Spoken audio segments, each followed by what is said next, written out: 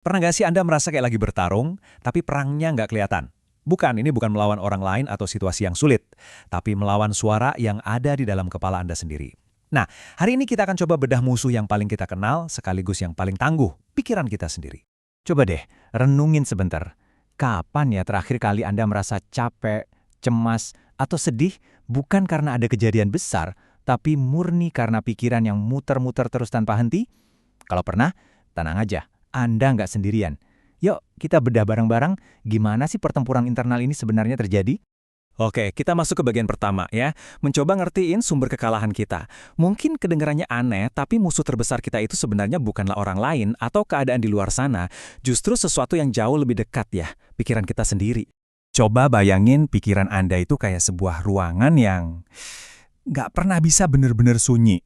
Selalu aja ada suara yang ngomentarin, yang analisis, yang ngeritik, non-stop. Nah, konflik internal yang sesungguhnya itu lahir dari suara yang nggak pernah diem ini.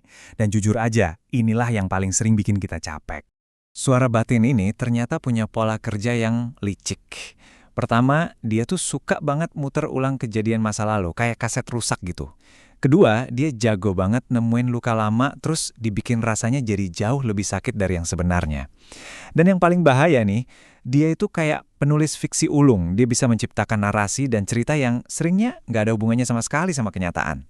Jadi, kalau suara di kepala kita itu kayak seorang penulis cerita, gimana sih proses dia nulisnya? Kok bisa ya sebuah pikiran sepele tiba-tiba berubah jadi novel drama yang bikin kita terbebani banget? Yuk kita bedah prosesnya. Prosesnya itu sering banget mulai dari hal yang sepele. Bayangin deh, teman Anda nggak balas sapaan Anda di jalan. Itu langkah pertama. Terus pikiran Anda mulai jadi detektif nih, nyambung-nyambungin kejadian ini sama kejadian minggu lalu pas Anda merasa diabaikan sama dia. Itu langkah kedua. Tiba-tiba terciptalah sebuah narasi besar. Dia pasti marah sama aku, atau emang nggak ada yang suka sama aku.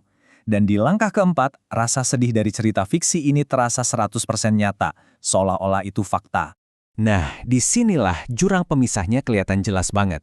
Di satu sisi, ada realitas. Mungkin cuma satu kejadian kecil yang selesai dalam hitungan detik. Tapi di sisi lain, ada cerita di kepala kita. Sebuah jaring laba-laba yang rumit, ngejebak, dan rasanya nggak ada ujungnya. Nah, kesenjangan antara realita yang simpel sama cerita yang rumit inilah yang jadi sumber penderitaan kita. Disinilah segalanya jadi berbahaya. Ada satu momen di mana kita, tanpa sadar, nyebrangin jembatan dari realita ke fiksi. Inilah saat di mana narasi di kepala kita mulai terasa lebih nyata daripada kenyataan itu sendiri. Inilah inti masalahnya. Pikiran kita itu begitu meyakinkan kan? Begitu personal. Suaranya kedengeran kayak suara kita sendiri, sampai-sampai kita jadi lebih percaya sama interpretasi kita atas sebuah peristiwa daripada peristiwanya itu sendiri. Kita tenggelam dalam cerita yang kita ciptakan. Coba deh kita lihat komposisinya. Bayangin, peristiwa aktual yang terjadi itu mungkin cuma 10% dari beban yang kita rasain. Sisanya, 90% yang luar biasa besar itu adalah cerita, interpretasi, dan drama yang kita tambahin sendiri. Kita nggak dikalahkan oleh kenyataan.